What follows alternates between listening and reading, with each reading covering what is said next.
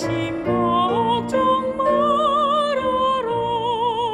주 너를 지키리. 주 날개 밑에 가라. 주 너를 지키리. 주 너를 지키리. 아무 때나 어디든지 주 너를 지키리. 늘 지켜주시리.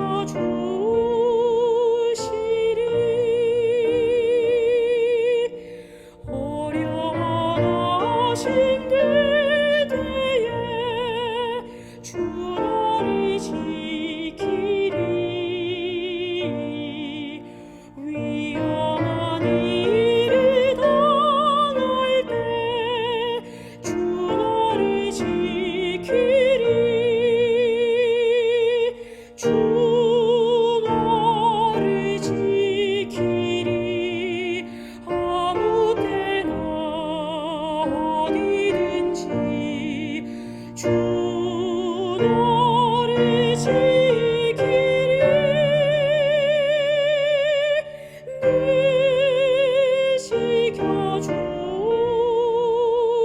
지켜주시리. 너 슬픔 미리 아시니 주 너를 지키리.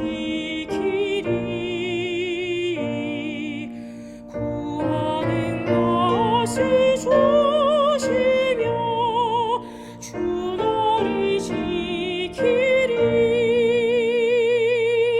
주 너를 지키리.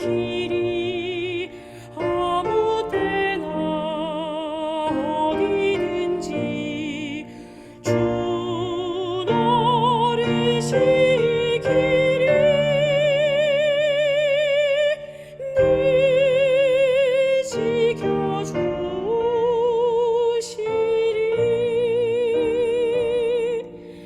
어려운 시험 당하나 주 너를 지키리.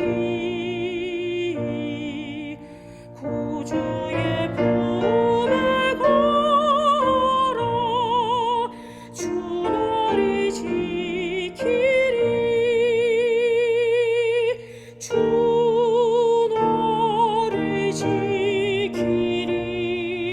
아무 때나 어디든지 주 너를 지키리. 늘 지켜주시리.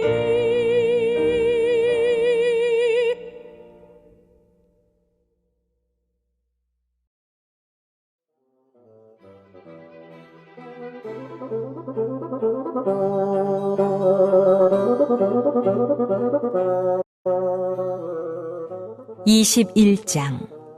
다윗이 노베 가서 제사장 아히멜렉에게 이르니 아히멜렉이 떨며 다윗을 영접하여 그에게 이르되 어찌하여 내가 홀로 있고 함께하는 자가 아무도 없느냐? 하니 다윗이 제사장 아히멜렉에게 이르되 왕이 내게 일을 명령하고 이르시기를 내가 너를 보내는 것과 내게 명령한 일은 아무것도 사람에게 알리지 말라 하시기로 내가 나의 소년들을 이러이러한 곳으로 오라고 말하였나이다. 이제 당신의 수중에 무엇이 있나이까? 떡 5덩이나 무엇이나 있는 대로 내 손에 주소서. 하니 제사장이 다윗에게 대답하여 이르되 보통 떡은 내 수중에 없으나 거룩한 떡은 있나니 그 소년들이 여자를 가까이만 하지 아니하였으면 주리라. 하는지라. 다윗이 제사장에게 대답하여 이르되 우리가 참으로 3일 동안이나 여자를 가까이 하지 아니하였나이다. 내가 떠난 길이 보통 여행이라도 소년들의 그릇이 성결하겠거든. 하물며 오늘 그들의 그릇이 성결하지 아니하겠나이까. 하매 제사장이 그 거룩한 떡을 주었으니 거기는 진설병 곧 여호와 앞에서 물려낸 떡밖에 없었습니다. 이 떡은 더운 떡을 드리는 날에 물려낸 것이더라.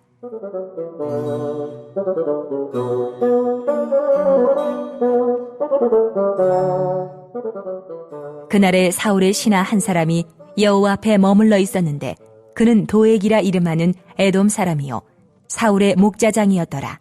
다윗이 아히멜렉에게 이르되 여기 당신의 수중에 창이나 칼이 없나이까? 왕의 일이 급함으로 내가 내 칼과 무기를 가지지 못하였나이다. 하니 제사장이 이르되 내가 엘라 골짜기에서 죽인 블레셋 사람 골리앗의 칼이 보자기에 쌓여 에봇 뒤에 있으니 내가 그것을 가지려거든 가지라. 여기는 그것밖에 다른 것이 없느니라. 하는지라 다윗이 이르되 그 같은 것이 또 없나니 내게 주소서. 하더라.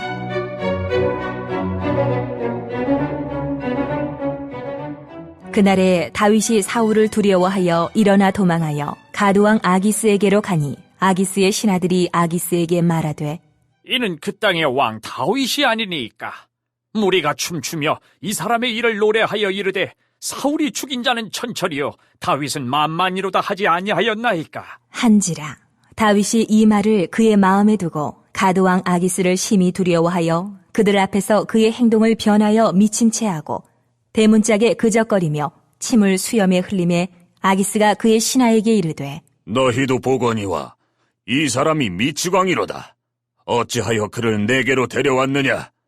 내게 미치광이가 부족하여서 너희가 이자를 데려다가 내 앞에서 미친 짓을 하게 하느냐? 이자가 어찌 내 집에 들어오겠느냐? 하니라.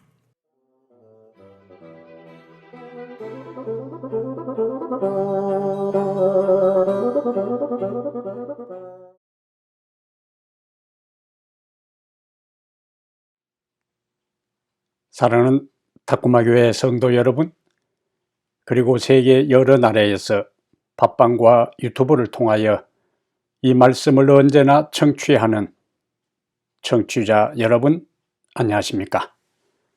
하나님께서 오늘 우리에게 또다시 하나님의 말씀을 함께 살펴볼 수 있는 귀한 기회와 시간을 주셨습니다. 오늘 우리가 하나님 말씀을 연구할 때에 좋으신 우리 하나님께서 말씀 자체이신 예수 그리스도께서 말씀의 영으로 우리에게 오신 거룩한 성령께서 우리들 각자에게 깨달음을 주시고 은혜를 주시고 새로운 진리의 빛을 비춰주시기를 충심으로 기원합니다. 오늘 우리가 함께 연구할 하나님의 말씀은 사무엘상 21장 1절부터 15절의 말씀입니다. 사무엘상 21장 1절부터 15절의 말씀을 본문으로 해서 어떤 상황에서도 하나님을 신뢰하라. 어떤 상황에서도 하나님을 신뢰하라. 이런 제목으로 하나님 말씀을 함께 살펴보겠습니다. 다윗을 시기한 사울은 지금까지 다양한 사람들을 통해 여러 번에 걸쳐 다윗을 죽이려고 시도했어요. 그때마다 다윗은 아슬아슬하게 위기를 모면합니다.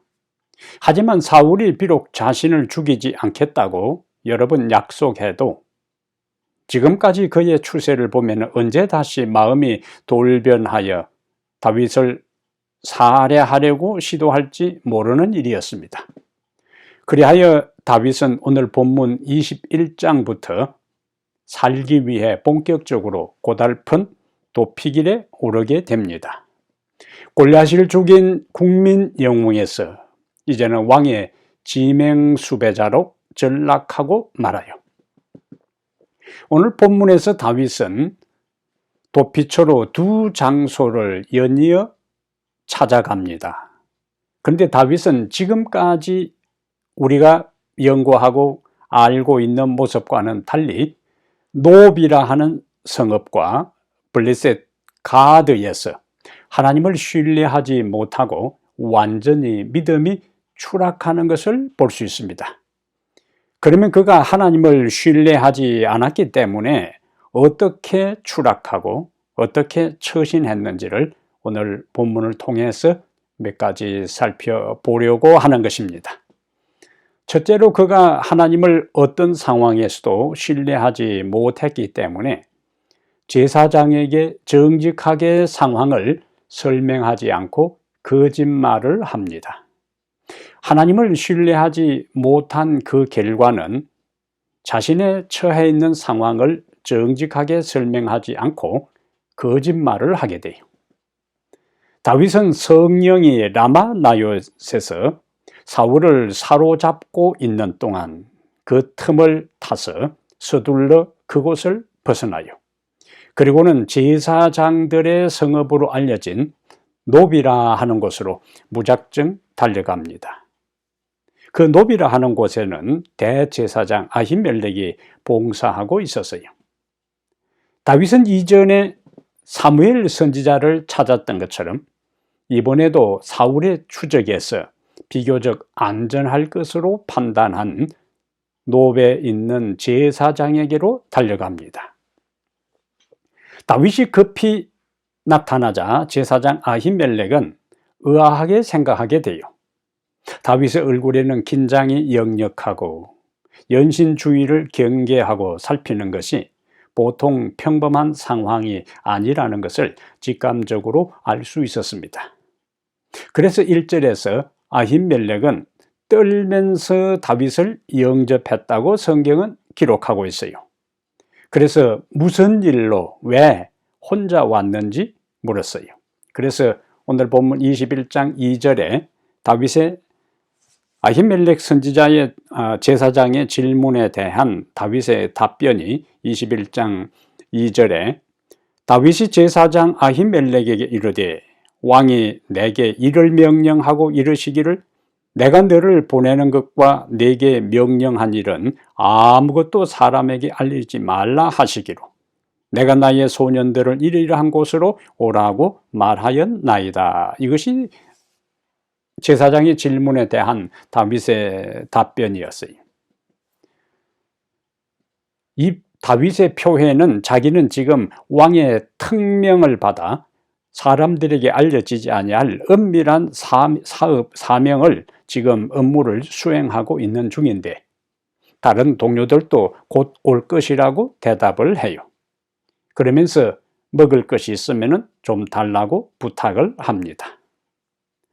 다윗은 이전에 사무엘에게 가서는 우리가 사무엘 19장 18절에 보면은 자신이 그동안 당했던 일을 솔직하고 진솔하게 있는 그대로 사무엘 선지자에게 다 설명을 했어요. 그러나 이번에는 그렇게 하지를 않았습니다.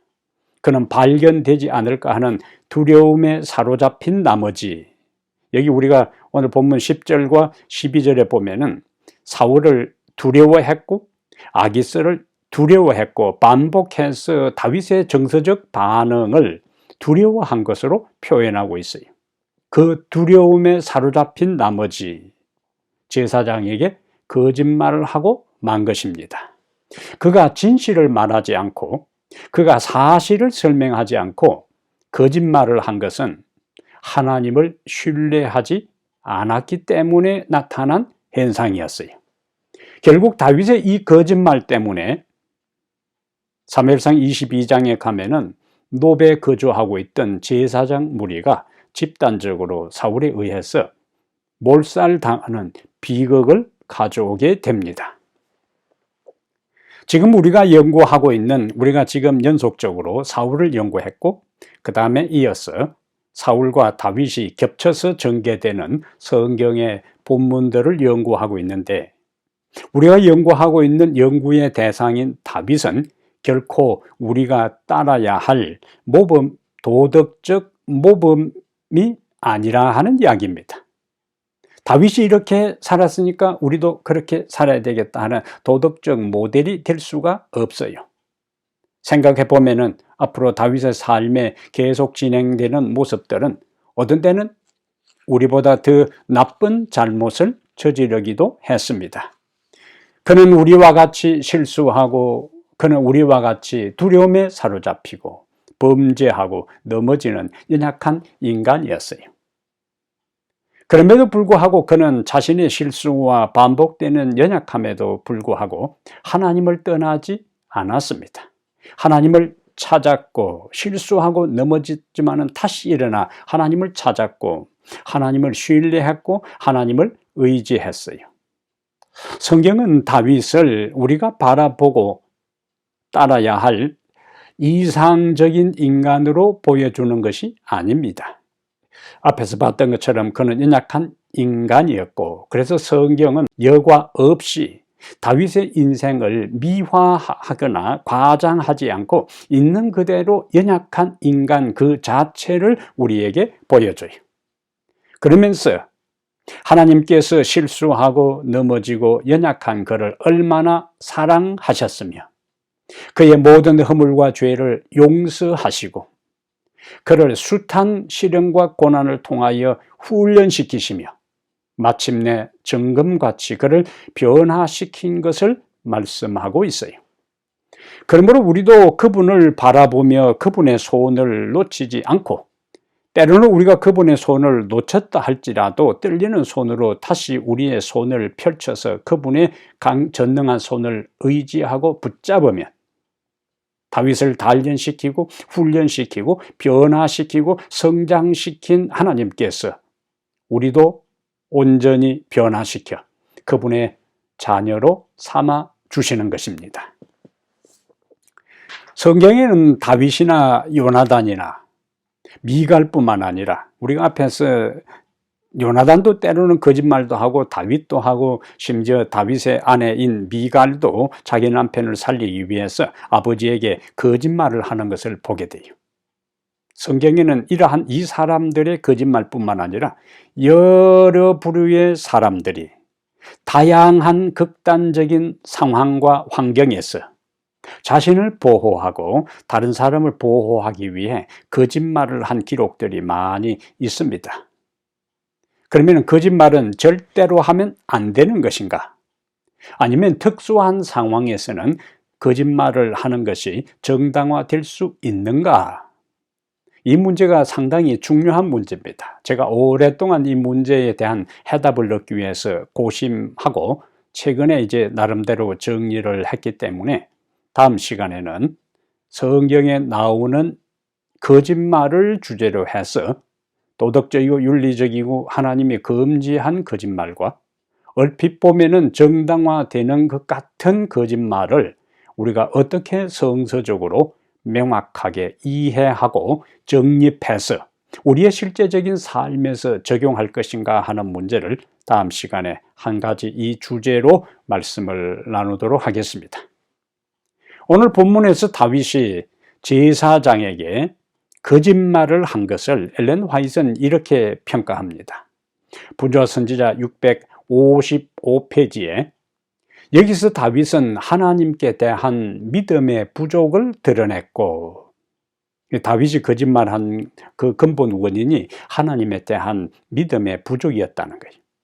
그의 죄는 어떤 죄인가? 그의 죄는 한 걸 보니까 다윗이 거짓말한 것이 죄라는 거예요. 그의 죄는 대제사장의 죽음을 초래하는 결과를 가져왔다.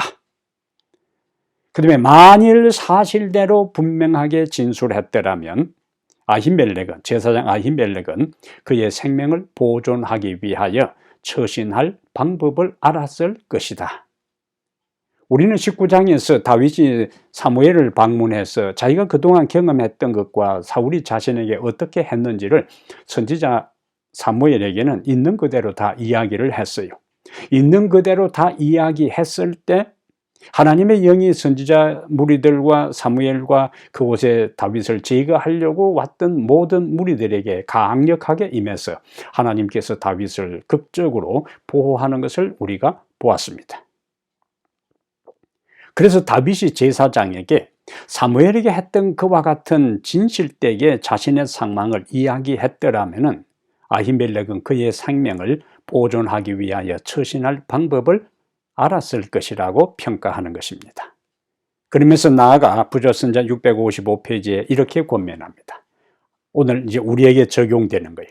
하나님께서는 가장 큰 위험 중에서라도, 여기 가장 큰 위험 중에서라도 진실이 당신의 백성의 표가 되기를 요구하신다. 하나님께서는 가장 큰 위험 중에라도 진실이 하나님의 백성들의 표가 되기를 요구하신다고 말씀을 합니다. 다윗은 한순간이라도 하나님을 불신하지 말았어야 했습니다.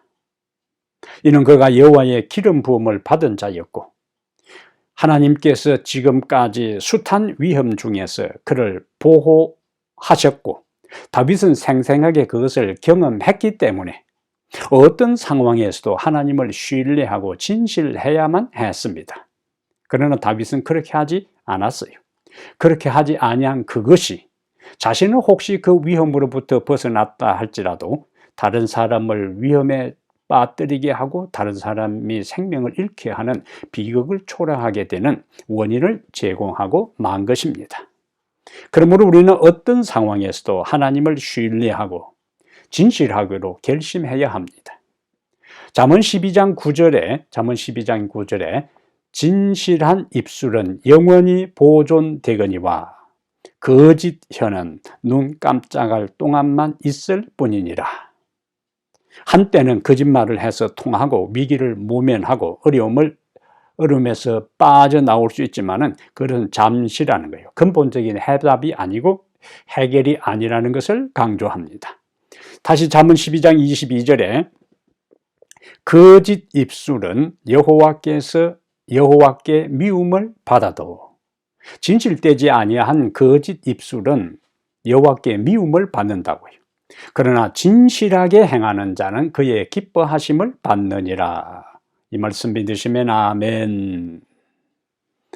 두 번째, 다윗이 하나님을 어떤 환경에서도 신뢰해야 되는데 그가 신뢰하지 아니할 때에 그는 어떻게 처신했는가? 두 번째 현상입니다. 10절부터 15절에 그가 가드에 가서 아기스를 만난 다음에 그가 하나님을 절대적으로 신뢰하지 못한 것 때문에 나타나는 두 번째 현상이 있습니다. 그는 두려움에 떨면서 기만에 빠집니다. 두려움에 사로잡혀 기만에 빠진다.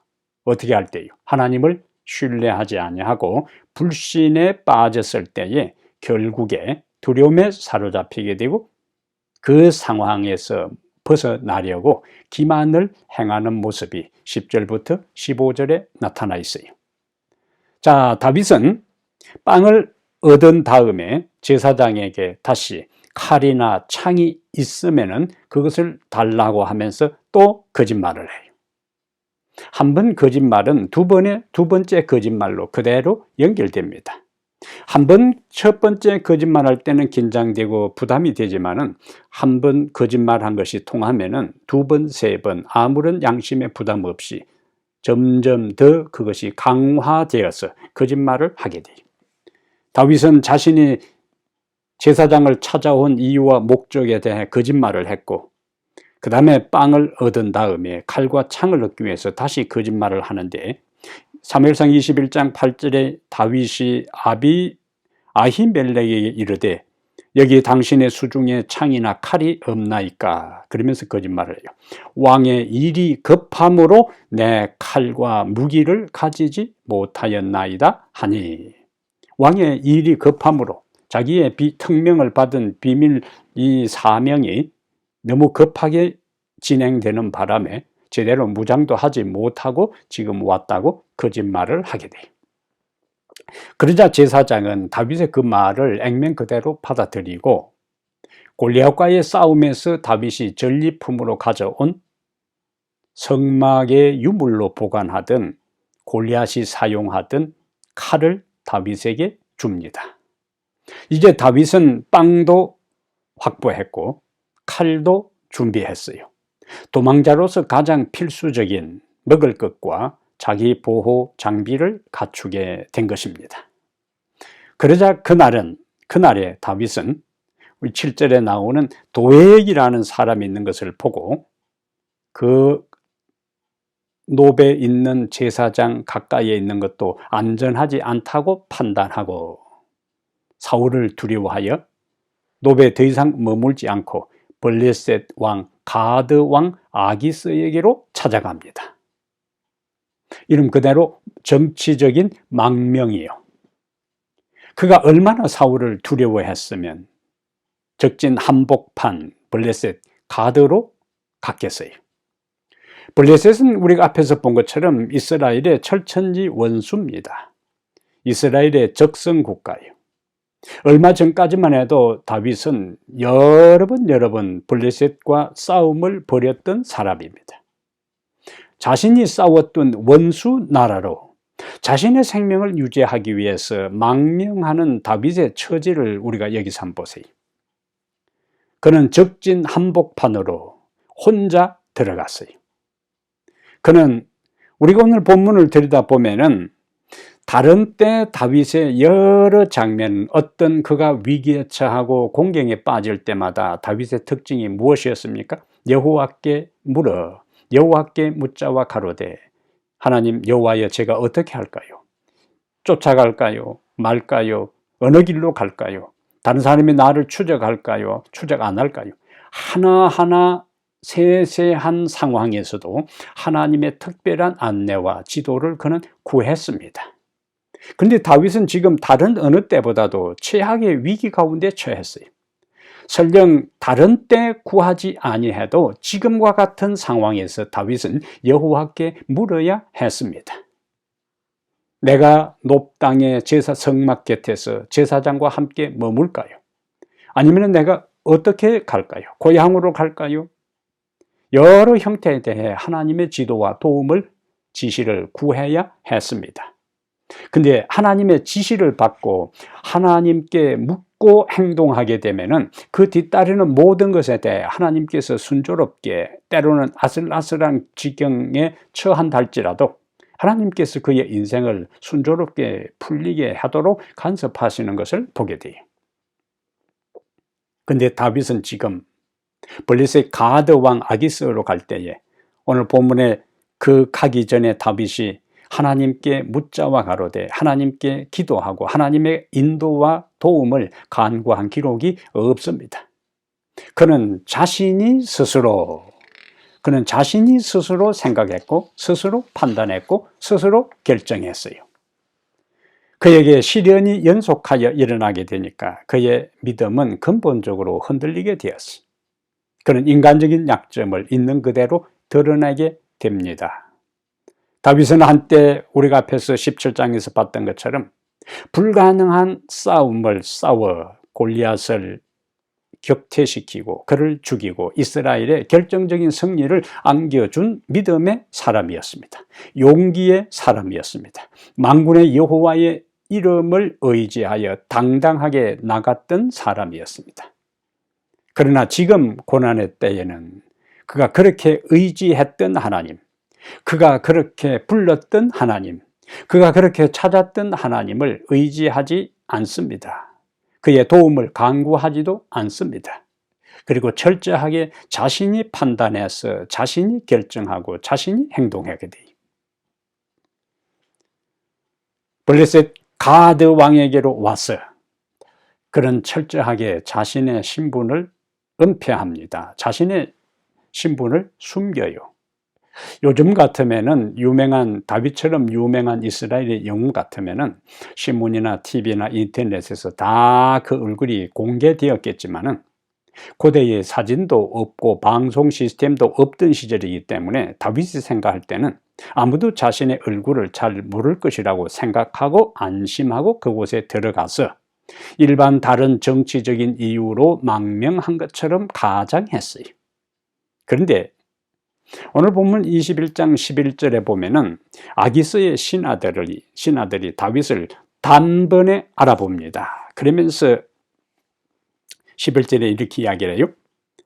아기스의 신하들이 아기스에게 말하되 이는 그 땅의 왕 다윗이 아니니까, 이미 왕으로 생각하고 있는 거예요. 무리가 춤추며 이 사람의 일을 노래하여 이르되 사울이 죽인 자는 천천히요 다윗은 만만이로다 하지 아니하였나이까 한지라. 다윗에 대한 모든 신분이 완전히 아기스 신하들에 의해서 그대로 들통나버리고 만 것입니다. 다윗은 이미 너무 유명해져 있었어요. 주변 모든 사람들에게까지, 주변 국가들에게까지 다윗의 얼굴은 다 알려지고 말았던 겁니다. 다윗이 한두 골리앗과의 싸움에서만 승리한 것이 아니고 다윗은 여러 번 이 블레셋을 침략해서 전쟁에 나갈 때마다 이겼고 심지어 결혼하기 전에는 자기 부하들을 이끌고 가서 200명을 다 죽이기도 했기 때문에 블레셋 사람들에게는 다윗 하면 이를 가는 사람이었고 블레셋 사람들에게는 다윗이 떴다 하면 오금이 저릴 정도로 두려워했던 그 대명사 자체였어요. 그러니까 아무리 고대를 할지라도 여러 번 전쟁에 나갔고 맞닥뜨린 사람이었기 때문에 다윗의 모든 일거수일투족에 대해서 너무나 잘 알려져 있었어. 그 신하들이 단번에 알아본 거예요. 심지어 얼마나 잘 알려져 있느냐. 그 이스라엘에 유행했던 그 노래, 사울이 죽인 자는 천천히요, 다윗이 죽은 자는 만만이로다 하는 다윗의 그 이스라엘의 히트송까지도 다 그 사람들이 얼마나 다윗이 유명했으면 그 노래까지도 다 블레셋 사람인 그들이 부르고 알고 있었어요. 이러한 아기스의 신하들이 자기 왕에게 다윗에 대한 정체를, 신분을 하나하나 이야기하는 것을 가까이에서 엿들은 다윗의 가슴이 얼마나 조마조마했을까요? 이때에 신하들이 아기스 왕에게 보고하는 것을 들은 다음 다윗의 반응입니다. 12절에 다윗이 이 말을 그의 마음에 두고 가드 왕 아기스를 심히 두려워하여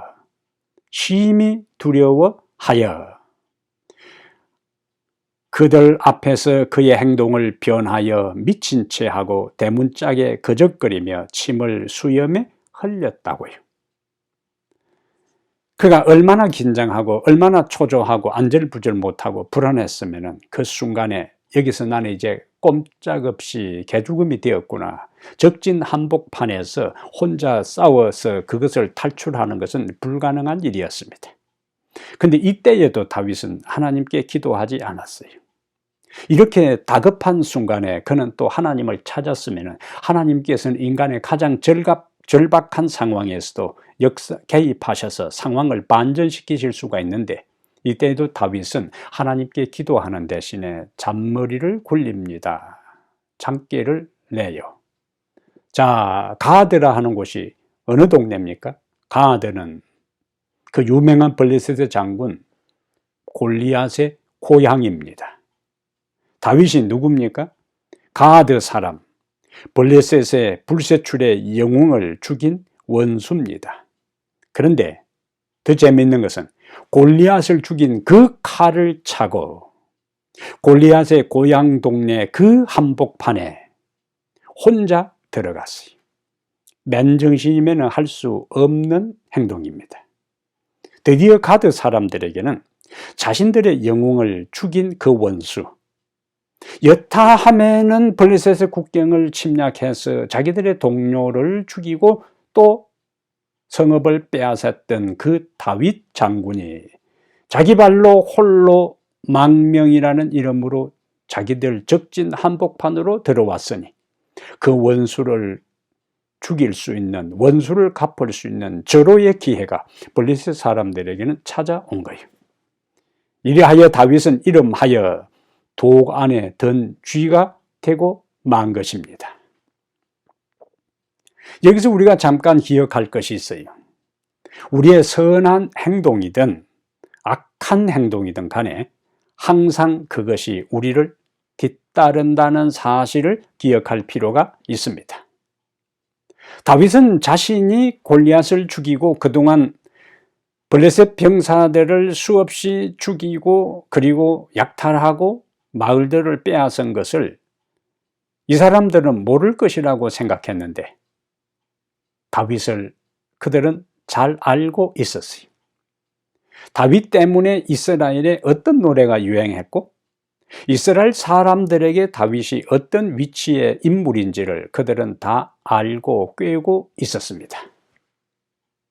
우리의 과거의 삶이 우리를 따라다닙니다. 벗어날 수가 없어요. 그래서 디모데전서 5장 24절과 25절에 디모데전서 5장 24절과 25절에 바울은 이렇게 말씀을 우리에게 전달하고 있어요. 어떤 사람들의 죄는 밝히 드러나 먼저 심판에 나아가고 어떤 사람들의 죄는 그 뒤를 따르나니 이와 같이, 그 다음에 중요합니다. 이와 같이 선행도 밝히 드러나고 그렇지 아니한 것도 숨길 수 없느니라. 우리의 살아온 삶의 흔적들이요, 선행도 드러나고 그렇지 않은 것, 선행이 아닌 죄된 것과 악한 모든 것도 숨길 수 없다라고 이야기를 하는 거예요. 우리는 그것을 다윗의 삶을 통해서 지금 보고 있잖아요. 이스라엘 사람들은 그것을 다 알고 있다 할지라도 블레셋 사람들까지도 다윗의 그 삶의 흔적들을, 궤적들을 꿰고 있었어요. 다윗 때문에 이스라엘에 유행했던 영웅을 칭송하는 그 노래를 그들은 다 알고 있었습니다. 우리는 우리의 과거의 한 일을, 우리가 과거에 한 말을, 우리가 과거에 한 행동과 행위를 바꿀 수가 없어요. 숨길 수도 없습니다. 하나님의 눈앞에서 감추거나 숨길 수가 없어요. 그것을 지울 수도 없습니다. 그 삶의 흔적을 지울 수 없는 것이 우리 인간의 한계입니다. 최근에 인터넷의 발달로 의도하지 아니한 글이나 사진이나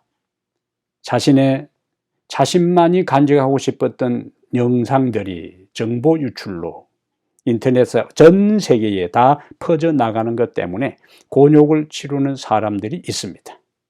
자신의 글이나 사적인 사진이나 영상 등이 무차별로 확산된 것 때문에 우울증에 걸리고 직장도 가지 못하고 대인 기피증에 걸리고 그것을 극복하지 못하고 해결하지 못한 사람들은 심지어 자살로 그들의 생을 마감하는 사람들이 있어요. 드러내지 않고 숨기고 싶은 자신의 과거의 모습이 노출되었을 때에 얼마나 그것이 충격적이고 수치스럽고 괴롭고 힘들겠습니까? 그런데 최근에는 전문 회사에서 이 모든 자기가 인터넷에서 숨기고 싶은, 지우고 싶은 그 흔적들을 다 지우는 그러한 대행하는 업체들, 회사들이 우후죽순으로 많이 지금 등장하고 있어요. 그동안에 자신이 어쩔 수 없는 과거의 모든 흔적들을 이 회사에서 다 지웠다는 통보를 받을 때 그 소식을 들은 그 당사자 입장에서는 얼마나 후련하고 얼마나 자유를 얻을 수 있을까요? 얼마나 마음에 이 유쾌한 마음, 시원한 마음, 모든 불안하고 초조하고 근심, 걱정 속에 사로잡힐 때서 자유함을 얻을 수 있을까요? 성경에 위대한 복음이 있습니다. 우리가 우리의 삶 전부를, 우리의 삶을 통째로 그분에게 맡긴다면 그분은 우리의 부끄러워하고 잊고자 하는 우리의 과거의 아픈 흔적들까지, 수치스러운 죄악의 흔적들까지 주님은 십자가를 통하여 다 본인 스스로 맡으시고 그것을 용서하시고 하늘의 모든 죄악의 기록에서 그것을 도말하시고 지워주신다고 약속해 주셨기 때문에 얼마나 감사한지요. 그러므로 우리는 우리의 삶의 과거의 흔적 때문에 두려워하거나 그것 때문에 스트레스를 받거나 그것 때문에 억눌릴 필요가 없습니다. 있는 그대로 부끄러움 없이 하나님 앞에 다 고백할 때 예수의 보혈이 우리를 정결케 하시고 우리를 새롭게 하시고 다시는 그와 같은 반복적인 죄 가운데 빠지지 아니하도록 우리를 도와주십니다. 다시 본문으로 돌아왔어요. 다윗은 아기스의 신하들이 자기 왕에게 보고하는 이야기를 듣고 자신의 정체가 탄로난 것을 알았어요. 외행적으로 위기를 벗어날 가능성은 없어 보였습니다. 그러나 그때에도 우리가 앞에서 본 것처럼 그 위기의 순간에 하나님을 찾지 않았어요. 오히려 위기를 모면하기 위하여 갑자기 그들 앞에서 미친 척하며 수염에 침을 질질 흘리기 시작합니다. 하나님을 믿지 않는 사람이 이와 같은 행동을 했다면 우리는 이 사람은 임기응변에 능하고 기지를 발휘해서 위험을 모면했다고 평가할 수 있어요. 하지만 다윗은 달라야 했습니다. 이런 모습은 하나님의 기름 부음을 받은 왕이 될 존귀한 다윗에게 어울리는 모습이 아니었습니다. 완전히 스타일을 구긴 거예요. 이스라엘의 국민 영웅의 추락입니다. 그동안 하나님께 인정받고 하나님께 사랑받고 백성들에게 인정받았던 다윗이 완전히 미친 사람처럼 처신하고 행동하는 이 모습은 하나님을 신뢰하는 대신에 자신의 방법을 의지했고 하나님을 신뢰하는 대신에 사람을 두려워했기 때문에 저지른 수치스러운 행동이었습니다. 다윗이 이렇게 행동을 할 때에 우선은 효과가 있었어요. 그러니까 21장 14절 15절에 아기스 왕이 이렇게 이야기합니다. 14절에 아기스가 그의 신하에게 이르되 너희도 보거니와 이 사람이 미치광이로다. 어찌하여 그를 내게로 데려왔느냐? 내게 미치광이가 부족하여서 너희가 이 자를 데려다가 내 앞에서 미친 짓을 하게 하느냐? 이 자가 어찌 내 집에 들어오겠느냐? 하니라. 그는 죽음의 현장을 벗어납니다.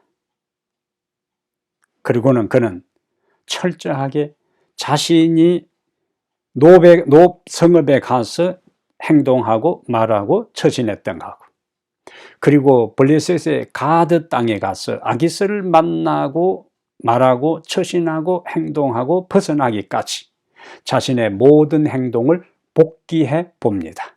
그 모든 것을 하나하나 살펴봐요. 그러면서 철저하게 자신의 죄를 회개하고 자신의 연약함을 고백하고 다시 하나님을 의지할 필요를 느끼고 시를 쓴 것이 있는데 그것이 바로 시편 34편입니다. 시편 34편. 시편 34편은 다윗이 아비멜렉 앞에서 미친 채 하다가 쫓겨나서 지은 시 나오잖아요. 그러니까 이것은 사무엘상 21장의 아기스 앞에서 쫓겨난 다음에 자신이 그동안 했던 말과 행동과 처신을 하나하나 살핀 다음에 하나님의 영감을 받아서 그가 고백한 시가, 그가 쓴 시가 바로 시편 34편입니다. 시편 34편은 바로 오늘 본문의 연장선에서 기록한 시라는 것을 염두에 두고 본문을 읽으면 훨씬 더 실감나게 다윗의 심정에 공감하게 되고 다윗의 고백에 동참할 수 있어요. 여기 시편 34편 4절에 내가 여호와께 간구하매 내게 응답하시고 내 모든 두려움에서 나를 건지셨도다. 그 다음에 6절에는 이 공고한 자가 부러지점에 여호와께서 들으시고 그의 모든 환난에서 구원하셨도다. 그 다음에 17절에 의인이 부러지점에 여호와께서 들으시고 그들의 모든 환난에서 건지셨도다. 19절에 의인은 고난이 많으나 여호와께서 그의 모든 고난에서 건지시는도다. 이 고백이 여러분과 저의 고백이 되기를 바랍니다. 여호와께서 의인에게는 고난이 많으나 여호와께서 그의 모든 고난에서 건지시는도다. 어떤 사람을 건지는가? 여호와를 의지하고 여호와를 절대적으로 신뢰하고 어떤 환경 속에서도 진실하고 정직하기로 결심하고 하나님의 도움을 간구하는 자들은 고난에서 건지시는 것입니다. 여호와의 눈은 의인을 향하시고 그의 귀는 그들의 부르짖음에 귀를 기울이시는 도다. 우리가 진실된 마음으로 하나님의 도움을 간구하고 그분을 신뢰하고 의지하면서 기도할 때 하나님은 우리의 기도에 귀를 기울이시고 우리의 위태로운 상황에서 그것을 벗어나게 하시고 마침내 건너편 정상에 우뚝 설 수 있도록 우리를 도와주십니다. 그러므로 사랑하는 여러분, 부조선자 657페이지에 이렇게 이야기합니다. 부조선자 657페이지에 하나님의 자녀들 편의 모든 실패는 믿음의 부족 때문에 생긴다. 하나님 자녀들 편에서 실패하고 실수하는 근본 원인이 무엇인가? 믿음의 부족 때문이라는 거예요. 그늘이 영혼을 에워쌀 때, 그늘이 우리의 영혼을 에워싸고 압도하고 중압감을 줄 때, 빛과 지도가 필요할 때에 우리는 위를 쳐다보아야 한다. 문제 자체를 보는 대신에, 그 어려움 자체에 초점을 맞추는 대신에 우리는 우리의 영혼을 에워싸는 그 모든 그늘과 어두움 때에 눈을 들어 하늘을 바라보아야 된다. 그러면서 어두움 저편에는 빛이 있는 것이다. 어두움 저편에는 빛이 있는 것이다. 어둠, 나의 절망, 나의 고통, 나의 시련, 나의 문제, 나의 어려움, 나의 모든 좌절된 요소들 그 너머에 빛이 있습니다. 희망이 있습니다. 하나님께서 그 길로 우리를 인도해 주실 것입니다. 그러므로 어떤 상황과 환경 속에서도 하나님을 신뢰하며 정직하게 살기로 오늘 결심하게 되기를 바랍니다. 그리고 하나님을 신뢰하는 가운데 자신의 존귀함을 지키며 살아가게 되기를 바랍니다. 그렇게 하면 우리를 여기까지 인도하신 주님을 바라보며 어려움 중에도 여전히 그분을 신뢰하게 될 때에 그분이 우리의 인생을 여기까지 인도하신 에베네셀 하나님이 되신 것처럼 오늘 우리와 함께 하시는 임마누엘 하나님이 되시고 우리의 미래의 모든 삶을 책임지시고 준비하시는 여호와 이레의 하나님이 되실 것입니다. 그러므로 여러분, 어떤 환경과 상황에서도 하나님을 신뢰하며 그분의 인도를 따라 살아가 마침내 모든 어려움을 극복하고 최후의 승리자로 주님 앞에 서서 영광을 돌리는 하나님의 귀한 성도들 되기를 간절히 바랍니다.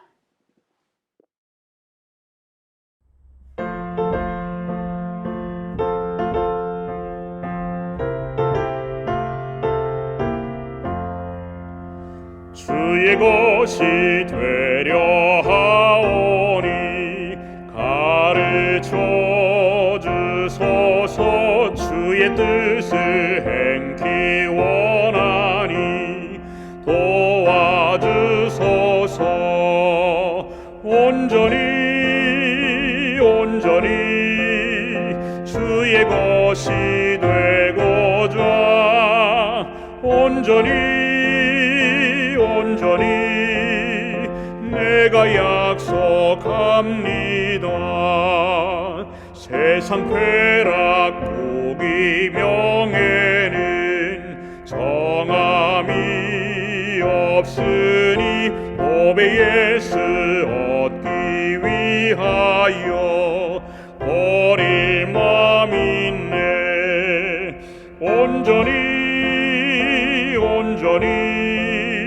주의 것이 되고자 온전히 내가 약속합니다. 꿈결 같은 세상 영화를 모두 다 버려도 예수 나와 함께 계시면 안위 됩니다. 온전히 주의 것이 되고자 온전히 내가 약속합니다.